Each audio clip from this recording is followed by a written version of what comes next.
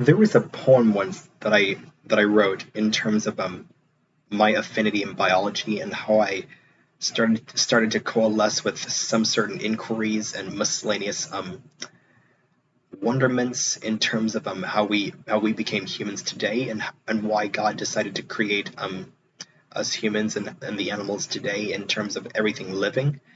And the piece in which I composed was called Everything Lives, an educational poem on biology, and it does coalesce to the idea of the wonderments and the euphoric bliss in terms of nature and why nature does matter. Everything Lives, an educational poem on biology. The flowers smelt of roses in the garden nearest to me. The flowers live like us humans. The flowers are given pollen from a bee. What are we made of? What are these flowers made of? What is the environment made of? What's everything made of? Father used to sit me down on his knee and tell me how we've evolved. He used to say, "Son, we've evolved through cells. Cells give us life. Not only that, we've evolved through blood. The blood inside us has cells called blood cells. The Lord gave us blood and its cells to help us live, son.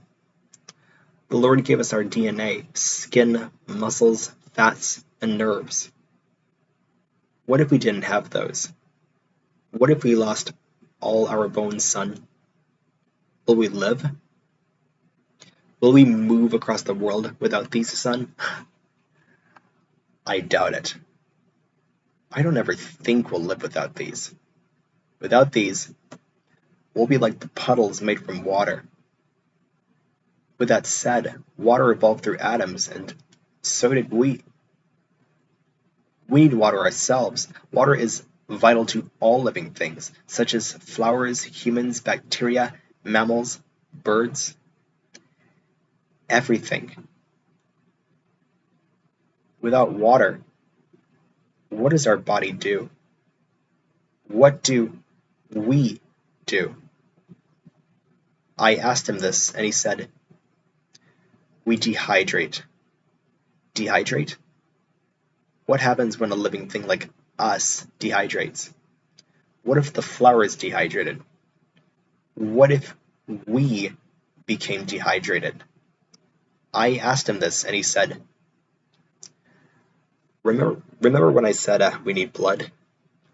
Please notice that your blood is the main element of life. When you dehydrate, your blood volume, flow, and cholesterol change.